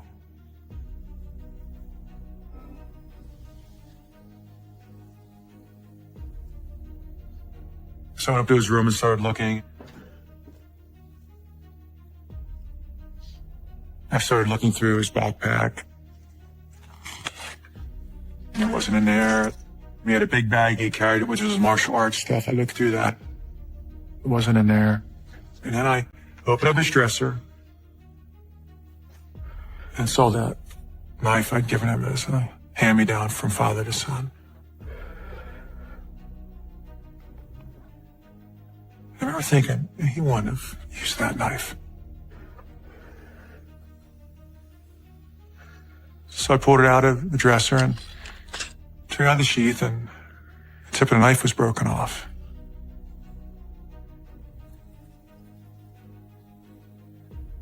I can't explain it other than this gut feeling. He used this knife. This is it. I know it is. I just kind of stood there and stared at it. I'd given him this, what I thought was, a sentimental gift. And now that memento, that small little gift, had taken away so much. I had some of those crazy thoughts. There's a big river called the Susquehanna River not too far from us, where I lived in Lancaster. I could drive, if there's nobody behind me, throw it over the edge of the bridge and it'll be gone forever. Nobody will ever know.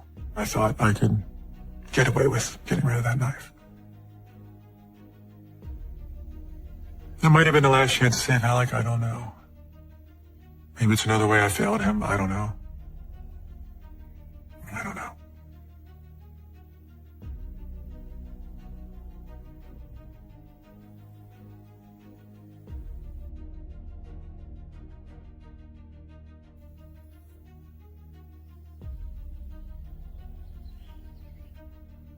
And that's when he told me he killed Kevin and his parents. His initial reaction was what we would come to find with just about everybody, kind of a silence and this stare of like, my gosh, what, really? That's what most people's faces look like when we tell them what happened. What do you think I should do? But he was caring, compassionate. He prayed for Alec and our family. He prayed for the Haynes family. And at the end, he prayed for me to have the strength to do what I needed to do. We ask that you guide Tim's heart. He has a difficult decision to make, one that he can only make with you by his side. That was really the thought that resonated in my mind, that praying for me to have the strength to do what I need to do. Amen. Amen. I was pretty certain I knew what I was going to do at that point. Ultimately, it came down to the responsibility to the Haynes family, the community, society, my moral compass of what's right and wrong. I'm overrode the fact that he was my son. I have to do the right thing, and that's coming forward.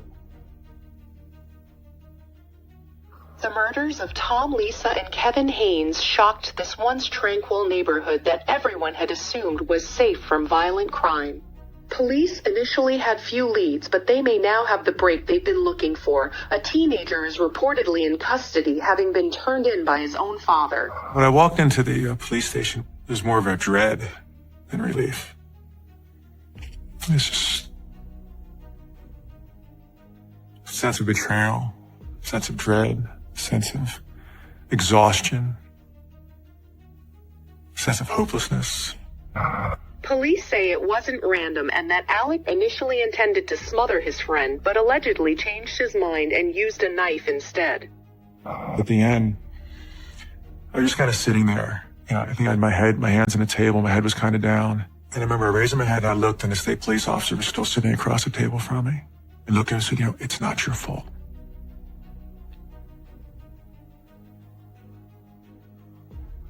And he didn't have to do that. And if he's still out there, it was a big deal to me. The uncertainty that has plagued this community may finally be gone, but while police think they now know who committed this crime, they still don't understand why.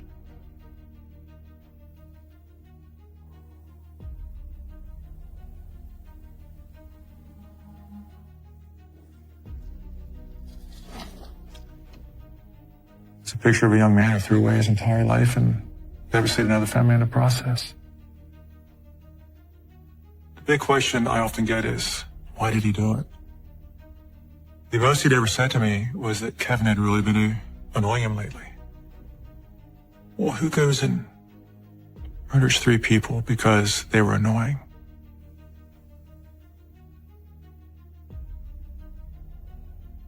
That night he said he felt like there was this uncontrollable rage about him. Like it wasn't even him, that he was just in this state of rage.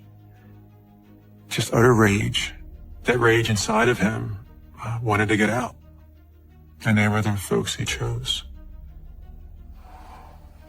I don't know what to say. It just was it's a tragedy I can't imagine for that family.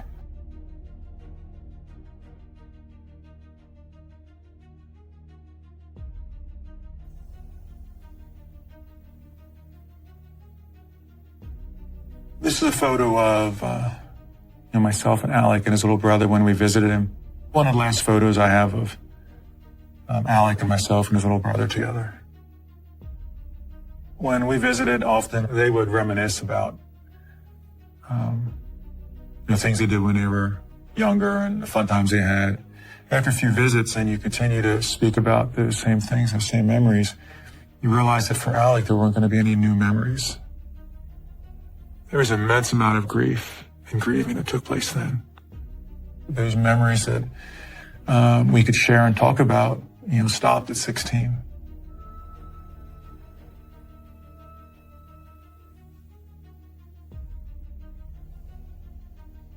The person identified themselves calling from the correctional institute he was in. And the person hesitated on the other end of the phone. And she proceeded to tell me that Alec had committed suicide in his cell. That they'd done everything they could to save him, but they didn't get to him in time. I gotta admit, the first sense was probably, well, it's over. And maybe a cold response, maybe. But when he was sentenced to prison, there was an immense amount of grief and grieving that took place then. So when he took his life 10 years later, there was grieving and there was sadness, but it was different. It was more of a sense of relief for him and a sadness for the rest of us who don't get to see him anymore.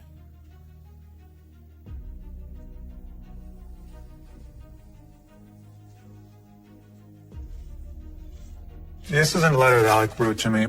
When he was first in prison, we wrote very often. He says, "Dear Dad, the pain and regret over what I have done and how I hurt so many makes me feel like I'm going to throw up. I let everyone down and I did something horrible. What I am is evil. Who I am is good. I want to be a good person. My dark side ruins everything. I'm sorry that I couldn't be stronger. A house divided against itself cannot stand." At the time that he sent this to me, I'm encouraged to hear that he was showing remorse for what he did. I thought it was progress for him. He was trying to understand all of it. Not that it changes things. Again, not that it creates sympathy for Alec. I'm not saying that. I'm just trying to show that in a lot of ways there were certainly sides to him that to dismiss him as simply an evil individual is ignoring a lot of the story.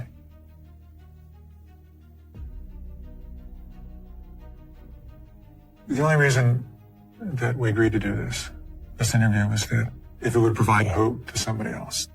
The one bracelet I wear, often it says trust. The other one says hope. For me, they're really two very, very important things. Hope that things might be better tomorrow or the day after. Trust that there's maybe a strength that we didn't realize we had. Trust that there's help out there that maybe we didn't think would be out there. And at the end of the day, just trust that it'll be okay. Doesn't matter what you're going through. Don't let it be the end of your story.